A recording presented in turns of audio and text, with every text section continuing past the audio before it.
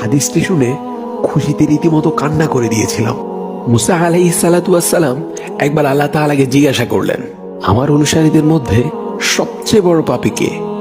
আল্লাহ তাআলা একটি নির্দিষ্ট পথের দিকে দেখিয়ে বললেন, এই পথ দিয়ে যে সবার আগে অতিক্রম করবে সেই হচ্ছে সবচেয়ে বড় পাপী। আল্লাহ তাআলার কথা অনুযায়ী মুসা আলাইহিস সালাতু ওয়াস সালাম বসে দেখতে লাগলেন। কিছুক্ষণ পর দেখলেন এক ব্যক্তি একটি ছোট বাচ্চাকে কোলে নিয়ে রাস্তাটি অতিক্রম করছে। তিনি সাথে সাথেই বুঝে ফেললেন এই হলো সবচেয়ে বড় পাপী। এরপর তিনি আল্লাহ তাআলাকে আরো একটি প্রশ্ন করলেন, হে আল্লাহ, আমার অনুসারীদের মধ্যে সর্বাধিক ভালো মানুষটাকে? আল্লাহ তাআলা উত্তরে বললেন, সন্ধ্যা হওয়ার সাথে সাথে ওই একই রাস্তা দিয়ে যে ব্যক্তি অতিক্রম করবে সেই হচ্ছে সর্বাধিক ভালো মানুষ।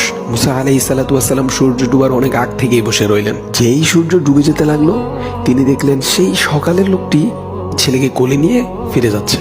মুসা আলাইহিস সালাতু ওয়াস সালাম হতভম্ব হয়ে